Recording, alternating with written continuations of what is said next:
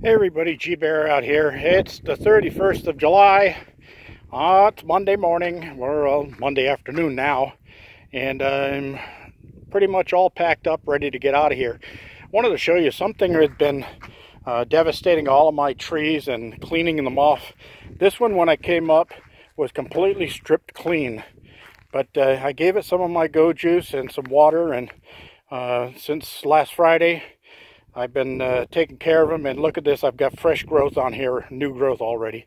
And same thing over here. They had wiped this one clean. This was one that had apples on it. They wiped it clean, but you can see there's new growth on here coming out.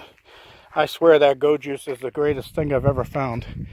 Anyway, these trees look like they're pretty sorry right now. They did clean them all up, but they're all coming back. This is growth that happened since Friday. There was nothing on these. They were completely clean. This is all brand new growth. So I have faith in these making it. Some of the others here, there's tunnels drilled down there. Looks like a little critter got in there, and I did catch them red-handed. I see who they are. They are desert ground squirrels.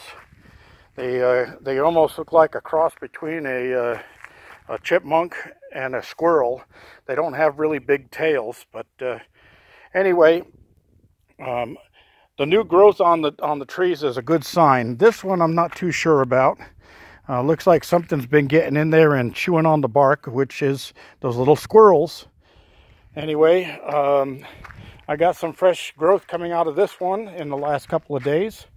That's my fig tree. So that's what's going on here in the garden. There's fresh buds coming out on the cherry tree here. You can see brand new buds popping out here all over the place. So they did clean off my grapevine, and there is a tunnel right down in the base of it. And I threw some orange peels out over there the other day, and I saw one of the squirrels was there sitting there eating on the orange peels. I stepped out to get a better look, and I looked over there to the grapevine, and there was a half a dozen of them climbing on the branches. They were all over the place over there. They all took off running when they saw me. All right, back to the achievements.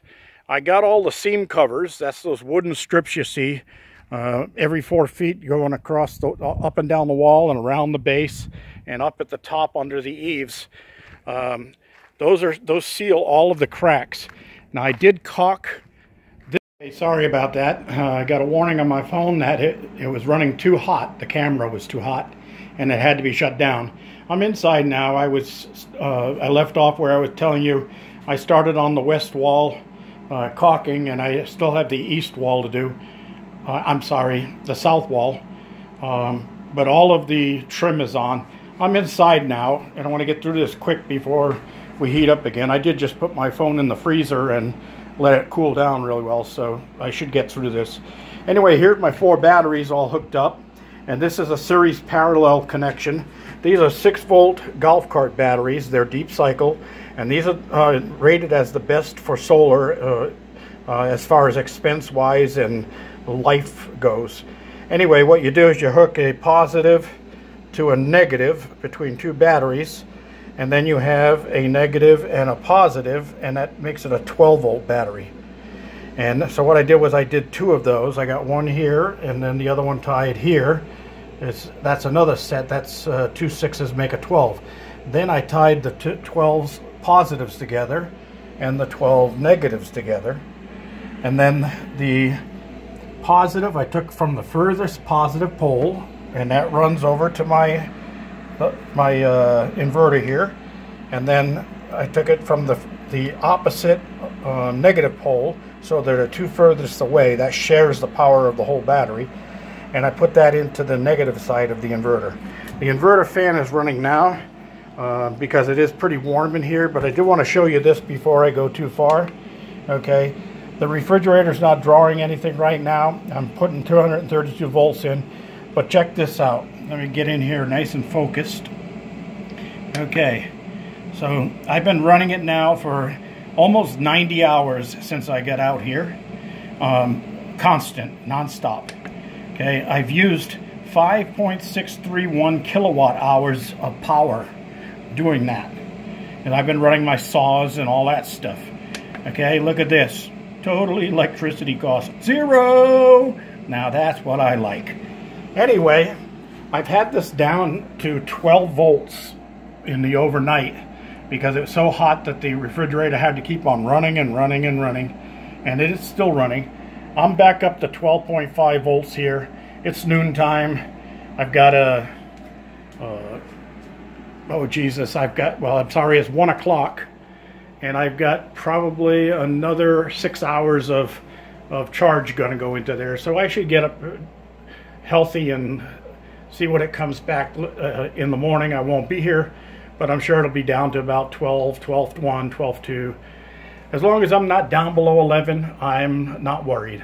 Anyway, check out the temperature out here. It's at 105 degrees right now. And yeah, it's a dry heat. I just got out of the shower and I'm sweating inside here already. Anyway, I'm going to close up here. See some clouds building up over the mountains there. They said we're going to have some real humidity out here today. I'm heading home right now. I'm going to lock up here. I've already got the motorhome closed and locked. And I've got, oh, before I do that, let me show you. I did pull the cabinets out here and I ran the hot and cold water lines behind the sink here.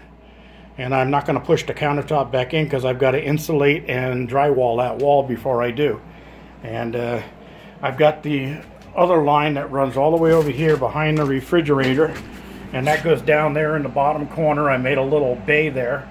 And that's got a angle stop on it with a 1/4 inch fitting for the ice maker. Because eventually my big refrigerator from down in Tustin is going to go here. It's the biggest refrigerator they make. And it'll give me a lot of storage space. And I'll have an ice maker running and making ice on that all the time. And then you can see over here I got my hot water line. I marked it with a red tie. And my cold water line's down on the bottom there. That's all going to come into the cabin through a 3/4 inch piece of pipe. And it's going to come into this pump. And then it's going to go out of this pump.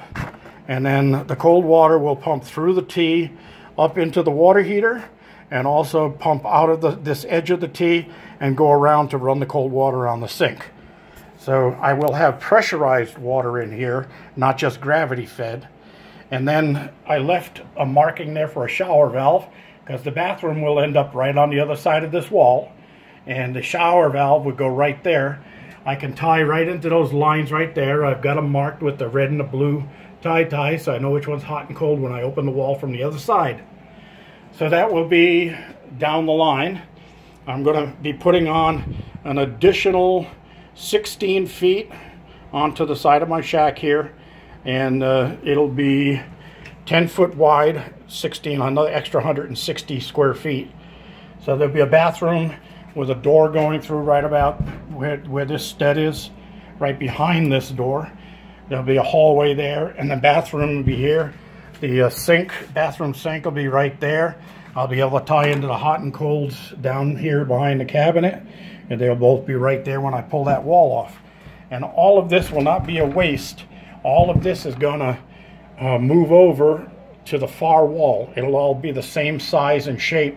So all I have to do is move it all the way to the other end. The only thing I'll do when I get it over there is right here.